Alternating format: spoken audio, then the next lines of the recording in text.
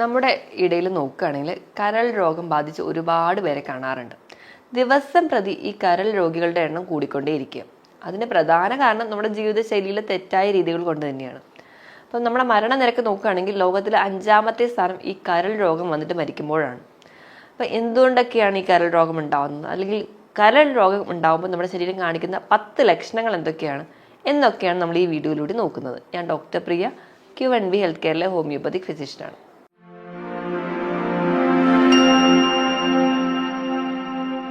എന്തുകൊണ്ടാണ് പ്രധാനമായിട്ട് കരൾ രോഗം ഉണ്ടാകുന്നത് നോക്കിക്കഴിഞ്ഞാൽ ഏറ്റവും ആദ്യം പറയുകയാണെങ്കിൽ നമ്മുടെ ജീവിതശൈലി തന്നെയാണ്. ഈ ഒരു 90% കേസിലും മുൻപ് വരെ മദ്യപാനം മാത്രമായിരുന്നു കാരണം. പക്ഷേ ഇന്ന് നോക്കുകയാണെങ്കിൽ മദ്യപാനം എത്രത്തോളം ഇമ്പോർട്ടൻ്റ് ആണോ അത്രയും തന്നെയാണ് നമ്മുടെ മറ്റ് ഫുഡ് ഹാബിറ്റ്സും അല്ലെങ്കിൽ നമ്മുടെ സെഡൻറ്ററി ലൈഫും. മിക്ക ആൾക്കാരെന്ന് പറഞ്ഞു കഴിഞ്ഞാൽ നമ്മൾ വലിച്ചു വാരി ഭക്ഷണം കഴിക്കുന്നു. അധികം ഭക്ഷണം കഴിക്കുന്നതെല്ലാം നമ്മുടെ ശരീരത്തിലുള്ള ഡെപ്പോസിറ്റ് ചെയ്ത് അമിതവണ്ണം വെക്കുന്നു. ഈ അമിതവണ്ണം വെക്കുന്നതിൻ്റെ ഭാഗമായിട്ട് നമുക്ക് പല പല ജീവിതശൈലി രോഗങ്ങൾ ഉണ്ടാകുന്നു. അതെല്ലാം നമുക്ക് ലിവറിൻ്റെ ഫംഗ്ഷനെ ബാധിക്കുന്നു. അങ്ങനെ ലിവർ ഫെയിലിയറിലോട്ട് പോകുന്നു. ആദ്യം തന്നെ നമ്മൾ നോക്കുമ്പോൾ എല്ലാ ആൾക്കാരിലും കോമൺ ആയി കാണുന്ന ഒരു കണ്ടീഷൻ എന്ന് പറഞ്ഞാൽ ഫാറ്റി ലിവറാണ്. അത് ഗ്രേഡ് 1 എങ്കിലും ഇല്ലാത്തവർ ആരും തന്നെ ഉണ്ടാവാറില്ല. നമ്മുടെ അറിവിൽ ഒരുപാട് പേരെങ്കിലും ഒരു ഗ്രേഡ് 1 ഫാറ്റി ലിവർ ഉള്ളവരായിരിക്കും. അതിന് ഏറ്റവും ബേസിക് കാരണം എന്ന് പറഞ്ഞാൽ ഈ അധികമായിട്ടുള്ള ഇറച്ചിയൊക്കെ കഴിക്കുക, അല്ലെങ്കിൽ ഒരുപാട് പ്രോസസ്സ് ചെയ്ത ഭക്ഷണം കഴിക്കുക, ജങ്ക് ഫുഡുകൾ കഴിക്കുക. കൂടുതൽ ഭക്ഷണം കഴിക്കുന്നത് നമ്മൾ രാത്രി നേരത്താണ്. തീരെ ഫൈബർ അടങ്ങിയ ഭക്ഷണങ്ങൾ കഴിക്കുന്നില്ല. സാലഡ്സുകളോ പച്ചക്കറികളോ പഴവർഗ്ഗങ്ങളോ നമ്മൾ അധികം കഴിക്കാൻ താല്പര്യപ്പെടുന്നില്ല. ഇപ്പോൾ പഴവർഗ്ഗങ്ങളുടെ കേസ് പറയുമ്പോൾ കൂടുതലും കാർബണേറ്റഡ് ഡ്രിങ്ക്സോ അല്ലെങ്കിൽ സോഫ്റ്റ് ഡ്രിങ്ക്സോ കഴിക്കാനാണ് എല്ലാവർക്കും താല്പര്യം. ജ്യൂസ് ആക്കി കഴിക്കുക.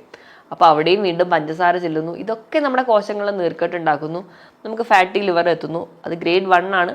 അത് കൂടി ഗ്രേഡ് 2, 3, 4 എത്തുന്നു. ഒരു എൻഡ് സ്റ്റേജിലേക്ക് പോകുന്നു, ഒരു ലിവർ സിറോസിസ്. ചിലപ്പോൾ അത് നീണ്ടു പോയി ഒരു ലിവർ ക്യാൻസറിലേക്ക് എത്തുന്നു. കംപ്ലീറ്റ് ഫെയിലിയറിലോട്ട് തന്നെ പോകുന്നു. ഇങ്ങനെയാണ് നോർമലി ഒരു ലിവറിൻ്റെ അസുഖങ്ങളെല്ലാം ഡെവലപ്പ് ചെയ്തു പോകുന്നത്. നമ്മൾ ഗ്രേഡ് 1 ഫാറ്റി ലിവറോ ഗ്രേഡ് 2 ഫാറ്റി ലിവറോ ഒന്നും നമ്മൾ പുറത്തേക്ക് തിരിച്ചറിയാതെയാണ് പോകുന്നത്. മറ്റ് പല ഇൻവെസ്റ്റിഗേഷൻ അല്ലെങ്കിൽ മറ്റ് പല ഇൻവെസ്റ്റിഗേഷൻ സ്കാനിങ് ഒക്കെ ചെയ്യുമ്പോഴാണ് പല ആൾക്കാരും ഫാറ്റി ലിവർ ഉണ്ട് എന്ന് തന്നെ തിരിച്ചറിയാം. അപ്പോൾ റിസൾട്ട് കാണുമ്പോഴാണ് ഗ്രേഡ് 1 ഫാറ്റി ലിവർ ഉണ്ട് എന്ന് അവർ തന്നെ അറിയാറ്. അതിന് ഏറ്റവും വലിയ കാരണം എന്ന് പറഞ്ഞാൽ നമ്മുടെ ലിവർ എന്ന് പറഞ്ഞാൽ അത് സ്വന്തം ചികിത്സിക്കാൻ നോക്കും. അത് പുറത്തേക്ക് ലക്ഷണങ്ങളൊന്നും കാണിക്കാതെ അത് സ്വയം അസുഖത്തിനെ സുഖപ്പെടുത്താൻ വേണ്ടി നോക്കുന്ന ഒരു ഓർഗനാണ്.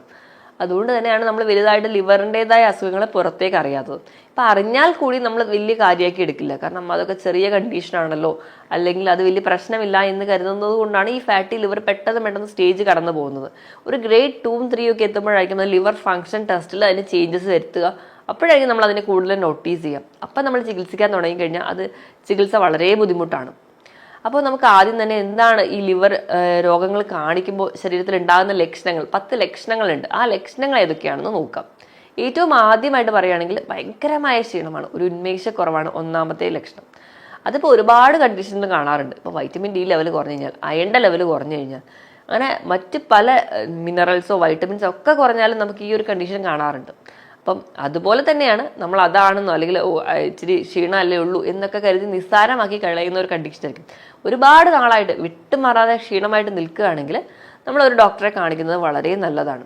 ഇനി രണ്ടാമത്തെ ഒരു കണ്ടീഷൻ പറയുകയാണെങ്കിൽ നമ്മുടെ ബോഡി വെയിറ്റ് പെട്ടെന്ന് അങ്ങ് കുറഞ്ഞു പോവാം. ഒരു മാസം കൊണ്ട് ചിലപ്പോൾ ഒരു 8-10 കിലോ കുറയുകയാണെങ്കിൽ നിങ്ങൾക്ക് ചിലപ്പോൾ ലിവർ രോഗങ്ങൾക്കുണ്ടാവാം. അതിന് ഏറ്റവും വലിയ കാരണം എന്ന് പറഞ്ഞിട്ടുണ്ടെങ്കിൽ നമ്മുടെ രക്തത്തിലുണ്ടാവുന്ന നമ്മുടെ ഫ്ലൂയിഡ് ലെവൽ, അല്ലെങ്കിൽ നമ്മുടെ രക്തത്തിലുണ്ടാകുന്ന ഫ്ലൂയിഡ് പ്രോട്ടീനാണ് ആൽബുമിൻ. അതിൻ്റെ ലെവൽ മെയിൻറ്റെയിൻ ചെയ്യാൻ വേണ്ടി ലിവറാണ് സഹായിക്കുന്നത്. ഈ ആൽബുമിൻ്റെ ലെവൽ ചിലപ്പോൾ വയറിലോ അല്ലെങ്കിൽ മറ്റ് പല കോശങ്ങളിലോ കെട്ടിക്കിടന്ന് നമുക്ക് നീരായിട്ട് പ്രസൻറ്റ് ചെയ്യുന്നുണ്ടാവും. അപ്പം നമ്മുടെ ശരീരത്തിൽ നോർമൽ ആൽബുമിൻ്റെ ലെവൽ കുറയുന്നു. അപ്പം നമ്മുടെ ശരീരത്തിൽ നമ്മുടെ മസിലുകളിലോ പേശികളിലോ ഒക്കെയുള്ള പ്രോട്ടീനെ ശരീരം വലിച്ചെടുക്കുന്നു ഈ ഒരു ലെവൽ മെയിൻറ്റെയിൻ ചെയ്യാൻ വേണ്ടി. അങ്ങനെ പേശികളിൽ നിന്നൊക്കെ പ്രോട്ടീൻ പോകുന്നതിൻ്റെ ഭാഗമായിട്ട് നമ്മുടെ ബോഡി വെയിറ്റ് കണ്ടമാനം കുറഞ്ഞു പോകും. നമ്മൾ നല്ലപോലെ ആഹാരം കഴിക്കുന്നുണ്ട്, ഭയങ്കരമായിട്ട് വലിയ വ്യായാമമൊന്നുമില്ല, അങ്ങനത്തെ ഒരു ലൈഫ് സ്റ്റൈലാണ്. പക്ഷേ 8 മുതൽ 10 കിലോ ഒരു മാസം കൊണ്ട് നിങ്ങൾക്ക് കുറയുകയാണെങ്കിൽ നിങ്ങൾ ലിവർ രോഗമുണ്ടോ ഇല്ലയോ എന്ന് നോക്കേണ്ടതാണ്. ഇനി മൂന്നാമത്തെ എന്ന് പറഞ്ഞിട്ടുണ്ടെങ്കിൽ ഭയങ്കരമായ കണ്ടിന്യൂസ് ആയിട്ട് നിൽക്കുന്ന വയറുവേദന. എപ്പോഴും വയറുവേദന നമ്മുടെ ലിവർ ഇരിക്കുന്നത് നമ്മുടെ റൈറ്റ് സൈഡിലാണ്, വലതുവശത്ത് നമ്മുടെ ആമാശയത്തിന് താഴെയാണ്. അപ്പോൾ ആ ഒരു ഏരിയയിലൊക്കെ ഭയങ്കരമായിട്ട് വയറുവേദന അത് എപ്പോഴും ഉണ്ടാവില്ല, ഇടവിട്ട് വരിക. ചിലർക്ക് അത് കണ്ടിന്യൂസ് ആയിട്ട് പ്രസൻറ്റ് ചെയ്യാം. ഈ വയറുവേദനയോടൊപ്പം തന്നെ ഛർദി, ഓക്കാനം പോലെയുള്ള ലക്ഷണങ്ങൾ നിൽക്കുക. നമ്മുടെ ലിവറിലാണ് നമുക്ക് എല്ലാ ടോക്സിൻസും അരിച്ച് പുറത്തേക്ക് കളയാൻ വേണ്ടി സഹായിക്കുന്നത്. അപ്പോൾ മദ്യം കുടിക്കുന്നവരാണെങ്കിൽ മദ്യം ആദ്യം എത്തുന്നത് നമ്മുടെ ലിവറിലോട്ട് തന്നെയാണ്. അവിടെ വെച്ചിട്ട് ആ അസറ്റാൽഡിഹൈഡ് എന്ന് പറയുന്ന ഒരു ഫോമിലേക്ക് മാറുന്നു. അവിടെ നിന്ന് ടോക്സിൻസ് ഒക്കെ പുറന്തള്ളാൻ വേണ്ടി സഹായിക്കുന്നു. അപ്പോൾ ഈ പറഞ്ഞ രീതിയിൽ ഉള്ള ടോക്സിൻസിനെ ഒന്നും പുറന്തള്ളാൻ ലിവറിന് ശക്തിയില്ലാതെ വരുന്ന ഒരു കണ്ടീഷൻ വരുമ്പോൾ അവർക്ക് വയറുവേദനയോടൊപ്പം തന്നെ ഓക്കാനും ഛർദിലും ഒക്കെയായിട്ട് പ്രസന്റ് ചെയ്യും. ഇത് എങ്ങനെയും പുറന്തള്ളാൻ വേണ്ടി ശരീരം നോക്കുന്ന ഓരോ മെക്കാനിസമാണ്. ഇതാണ് മൂന്നാമത്തെ ലക്ഷണം. ഇനി നാലാമത്തെ ലക്ഷണം എന്ന് പറഞ്ഞിട്ടുണ്ടെങ്കിൽ സ്കിന്നിൽ മഞ്ഞ നിറമായിട്ട് പ്രസന്റ് ചെയ്യുക. കാരണം നമ്മുടെ ലിവറിൽ ഉണ്ടാവുന്നതാണ് ബിലിറൂബിൻ എന്ന് പറയുന്നത്. ഈ ബിലിറൂബിൻ്റെ ലെവൽ നമ്മുടെ ലിവർ ഫംഗ്ഷൻ നോർമൽ അല്ലാത്ത കണ്ടീഷനിൽ കൂടുതലായിട്ട് നിൽക്കും. നമുക്ക് കണ്ണിൽ മഞ്ഞ നിറം കാണാൻ പറ്റും. നഖത്തിൽ, കൈയിൻ്റെ ഉള്ളം കാലിൽ ഇവിടെയൊക്കെ നമുക്ക് മഞ്ഞ നിറമായിട്ട് പ്രസന്റ് ചെയ്യുന്നുണ്ടെങ്കിൽ ലിവറിൽ ബിലിറൂബിൻ ലെവൽ കൂടുതലായിരിക്കും. അതിൻ്റെ ഭാഗമായിട്ടായിരിക്കും മഞ്ഞ നിറമായിട്ട് പ്രസന്റ് ചെയ്യുക. ഇനി ഈ ബിലിറൂബിൻ ലെവൽ കൂടുതലായിട്ട് നിൽക്കുന്ന ആൾക്കാർ തന്നെ നോക്കുകയാണെങ്കിൽ മൂത്രം നല്ല കടും മഞ്ഞ കളറിലും പോവാം, മലം ഒരു പെയിൽ കളറിലും ആയിരിക്കും പ്രസന്റ് ചെയ്യുന്നുണ്ടാവുക. അപ്പം ബിലിറൂബിൻ എന്ന് പറയുന്ന ഒരു കോമ്പൗണ്ടിൻ്റെ ലെവൽ കൂടുതലായിട്ട് നിൽക്കുന്നതിൻ്റെ ഭാഗമായിട്ടാണ് ഈ മഞ്ഞ നിറമായിട്ട് പ്രസന്റ് ചെയ്യുക. ഇനിയിപ്പോൾ മഞ്ഞപ്പിത്തം പോലെയുള്ള കണ്ടീഷൻസിലൊക്കെ നമുക്ക് കാണാൻ പറ്റുന്നത് ഈ ഒരു ബിലിറൂബിൻ ലെവൽ കൂടുതലായിട്ട് നിൽക്കുന്നത് കൊണ്ട് തന്നെയാണ്. ഇനി അഞ്ചാമത്തെ ലക്ഷണം എന്ന് പറഞ്ഞാൽ സ്കിന്നിൽ കാരണമില്ലാതെ ചൊറിച്ചിൽ. പ്രത്യേകിച്ച് കോസസ് ഒന്നും ഇല്ലാതെ തന്നെ സ്കിൻ ഭയങ്കരമായിട്ട് അവിടെ ഇവിടെയൊക്കെ ചൊറിയുക. പ്രത്യേകിച്ച് കാലിൻ്റെ ആ ഒരു ഭാഗത്തൊക്കെ ഭയങ്കരമായിട്ട് ചൊറിച്ചിലാണ്. ഇതിന് കാരണവും നമ്മുടെ ലിവറിൽ നിന്ന് ടോക്സിൻസ് ഒക്കെ പുറന്തള്ളാൻ പറ്റാതെ വരുന്നത് കൊണ്ടും ബിലിറൂബിൻ ലെവൽ കൂടുതലായിട്ട് നിൽക്കുന്നത് കൊണ്ടാണ് ഈ ഒരു ചൊറിച്ചിലായിട്ട് പ്രസന്റ് ചെയ്യുന്നുണ്ടാവുക. ഇനി ആറാമത്തെ ഒരു ലക്ഷണമായിട്ട് പറയുകയാണെങ്കിൽ നമ്മുടെ ശരീരത്തിന് ഏതെങ്കിലും ഒരു ഭാഗത്ത് ചെറുതായിട്ടൊന്ന് തട്ടിയാൽ പോലും ആ ഒരു ഏരിയയിൽ ചതവായിട്ട് പ്രസന്റ് ചെയ്യുക, അല്ലെങ്കിൽ ഒരു ബ്രൂയിസ് ആയിട്ട് ഫോം ചെയ്യുന്നതായിട്ട് കാണാൻ പറ്റും. അതിന് കാരണം എന്ന് പറഞ്ഞിട്ടുണ്ടെങ്കിൽ നമ്മുടെ രക്തം ഇപ്പോൾ എവിടെയെങ്കിലും ഒരു ബ്ലീഡിങ് ഉണ്ടായിക്കഴിഞ്ഞാൽ രക്തം കട്ട പിടിക്കാൻ സഹായിക്കുന്നതാണ് ക്ലോട്ടിങ് ഫാക്ടേഴ്സ് ഉണ്ട്. ഈ ഒരു ക്ലോട്ടിങ് ഫാക്ടർ ഉണ്ടാവുന്നത് നമ്മുടെ ലിവറിലാണ്. അപ്പം ചെറിയ ചെറിയ ചതവൊക്കെ തട്ടുന്ന സമയത്ത് ചെറിയ രക്തക്കുഴൽ പൊട്ടുകയും അതിൻ്റെ ഭാഗമായിട്ട് ഉണ്ടാകുന്ന ആ ഒരു ക്ലോട്ടിൻ ഫാക്ടറിൻ്റെ ഡെഫിഷ്യൻസി മൂലമാണ് ചെറിയ ചെറിയ ബ്രൂയിസ് ആയിട്ട് ആ ഒരു ഏരിയയിൽ കാണുക. എവിടെയും നമ്മൾ തന്നെ അറിയാതെ എവിടെയും തട്ടിയിട്ടുണ്ടാകും, ആ ഒരു ഏരിയയിലൊക്കെ ചെറിയ ചെറിയ നീല കളറിൽ പ്രസൻറ്റ് ചെയ്യുന്നതായിട്ട് കാണും. ഇനി ഏഴാമതായിട്ട് കാണിക്കുന്ന ഒരു സിംറ്റം എന്ന് പറഞ്ഞിട്ടുണ്ടെങ്കിൽ പരസ്പര ബന്ധമില്ലാതെ സംസാരിക്കുക. ചില ആൾക്കാർക്ക് തന്നെ നമുക്ക് മനസ്സിലാവാറുണ്ട് ആ ഒരു കണ്ടിന്യൂസ് ആയിട്ട് ആ ഒരു കേസ് അല്ലാതെ തന്നെ പല പല കാര്യങ്ങൾ സംസാരിക്കുക, അല്ലെങ്കിൽ ആ ഒരു കണ്ടിന്യൂസ് ആയിട്ട് അവർക്ക് സംസാരിക്കാൻ പറ്റാതെ വരിക, ഈ ഒരു കണ്ടീഷൻ കാണാറുണ്ട്. അതുപോലെ അവർക്ക് ഉറക്കം വളരെ ഡിസ്റ്റർബ്ഡ് ആയിരിക്കും. അവർക്ക് രാത്രി ഉറക്കം കിട്ടലുണ്ടാവില്ല. രാത്രി ഉറക്കം കിട്ടാതെയും അവർ പകൽ ഇപ്പോൾ ജോലിക്ക് പോകുന്നവരായിക്കോട്ടെ, അവർക്ക് ഉച്ച സമയമാകുമ്പോൾ അവർക്ക് ഉറക്കം വരും. അങ്ങനെ ഉച്ച സമയത്ത് അവർക്ക് ചെറിയൊരു ഉറക്കം എടുക്കേണ്ടി വരും. ആ ഒരു നാപ്പോ എടുക്കുന്നതിൻ്റെ ഭാഗമായിട്ട് അവർക്ക് രാത്രി വീണ്ടും ഉറക്കമില്ലായ്മ ഉണ്ടാവുക. വെളുപ്പിനെ ഒരു സമയം ഒരു 4 മണി ആ ഒരു ടൈമിലായിരിക്കും അവർക്ക് ഉറക്കം വരിക.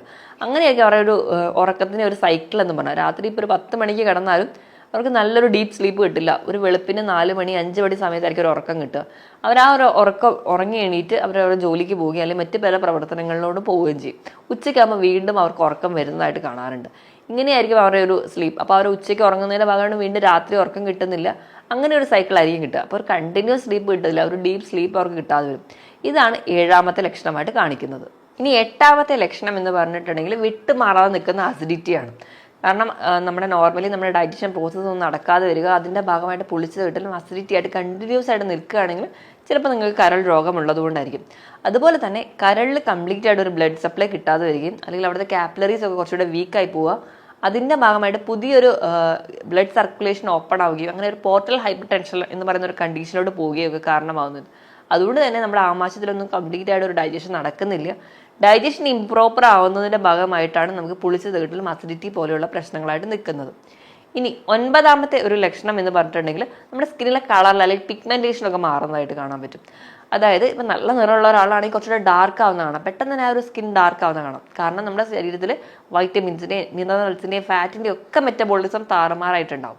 അപ്പോൾ അതിൻ്റെ ഭാഗമായിട്ട് നമ്മുടെ ശരീരത്തിൽ തന്നെ മെലാനിൻ ഡിപ്പോസിഷൻ നടക്കുകയും അങ്ങനെ നമുക്കൊരു കളർ ചേഞ്ച് വരാം. കൂടുതലായിട്ട് നമ്മുടെ കഴുത്തിൻ്റെയും അല്ലെങ്കിൽ കൈകളിലെ മടക്കുകളിലൊക്കെ പെട്ടെന്ന് ആ ഒരു ബ്ലാക്ക് കളർ വരികയും ശരീരം മൊത്തം ആ ഒരു ബ്ലാക്ക് ഡിസ്കളറേഷനോട് പോകും. അപ്പം നല്ല നിറമുള്ളവർക്കാണെങ്കിൽ അത് പെട്ടെന്ന് നമുക്ക് ഐഡന്റിഫൈ ചെയ്യാനും പറ്റും.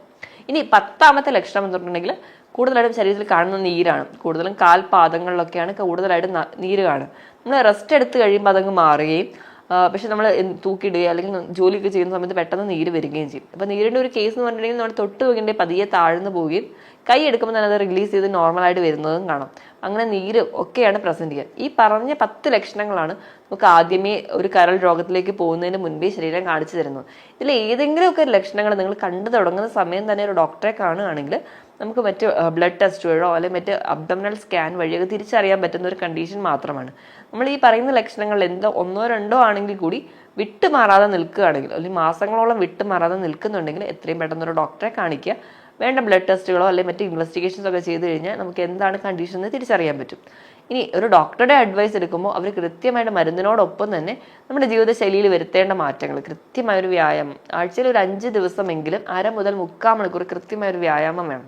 വ്യായാമത്തിലൂടെ നമ്മുടെ ബോഡി വെയിറ്റ് റെഗുലേറ്റ് ചെയ്യാം, എക്സസൈസ് ആയിട്ടുള്ള ഫാറ്റൊക്കെ ബേൺ ചെയ്ത് കളയാം. അതുവഴി നമുക്ക് ഡയബറ്റീസോ കൊളസ്ട്രോളോ അല്ലെങ്കിൽ മറ്റ് പല ജീവിതശൈലി രോഗങ്ങളെയും ഓവർകം ചെയ്യാൻ പറ്റും. അതുപോലെ തന്നെ ലിവറിൻ്റെ ഫംഗ്ഷൻ നോർമലാക്കി എടുക്കാൻ പറ്റും. അപ്പം അങ്ങനെയും അതുവഴി നമുക്ക് കൃത്യമായൊരു വ്യായാമം ഉണ്ടെങ്കിൽ അതും നമ്മുടെ ഒരു ലിവർ ഫംഗ്ഷൻ പ്രോപ്പർ ആവാൻ വേണ്ടി സഹായിക്കും. ഒരു ഗ്രേഡ് 1 ഫാറ്റി ലിവറിലോട്ട് പോലും പോവാതെ തന്നെ നമ്മുടെ ലിവറിനെ പ്രൊട്ടക്ട് ചെയ്യാനും പറ്റും. അതോടൊപ്പം തന്നെ ധാരാളം പച്ചക്കറികളും ഇലക്കറികളും നാരണീയ ഭക്ഷണം കൂടുതലായിട്ട് കഴിക്കുക, നല്ലപോലെ ഫ്രൂട്ട്സ് കഴിക്കുക. ഇനി നമ്മുടെ കോശങ്ങളൊക്കെ ചെറിയ നീർക്കെട്ടുകളൊക്കെ വന്നു തുടങ്ങിയിട്ടുണ്ടെങ്കിൽ omega-3 ഫാറ്റി ആസിഡ്സ് തുടങ്ങിയ നട്ട്സ്, അതുപോലെ ചെറിയ ചെറിയ മത്സ്യങ്ങളൊക്കെ കഴിക്കുക. അതുപോലെ ഒലിവ് ഓയിലൊക്കെ നമ്മുടെ സാലഡിലൊക്കെ മിക്സ് ചെയ്ത് കഴിക്കുകയാണെങ്കിൽ ഒരു പരിധിവരെ omega-3 ഫാറ്റി ആസിഡ്സ് നമുക്ക് കിട്ടും. ചെറിയ ചെറിയ നീർക്കെട്ടുകളൊക്കെ ലിവറിൽ തുടങ്ങിയാലും ഒരു പരിധിവരെ അതൊക്കെ കുറയ്ക്കുന്നത് കാണാം. ഈ പറഞ്ഞ ഭക്ഷണങ്ങളൊക്കെ നിങ്ങൾ ഉൾപ്പെടുത്തുക. അതോടൊപ്പം തന്നെ ധാരാളം വെള്ളം കുടിക്കുക. ഒരു 25 കിലോയ്ക്ക് 1 ലിറ്റർ എന്ന കണക്കെ വെള്ളവും കുടിക്കുക. കൃത്യമായൊരു വ്യായാമവും നല്ലൊരു ഉറക്കവും ഉണ്ടെങ്കിൽ നമ്മൾ ഹെൽത്തി ആയിട്ടിരിക്കാൻ പറ്റും. ഈ പറഞ്ഞ ലക്ഷണങ്ങളൊക്കെ ഉണ്ടോ ഇല്ലയോ നോക്കിയിട്ട് ഒരു ഡോക്ടറുടെ കൺസൾട്ടേഷൻ എടുക്കുക. മറ്റൊരു ഹെൽത്ത് ടോപ്പിക്കുമായിട്ട് വീണ്ടും കാണുന്നവരെ നന്ദി.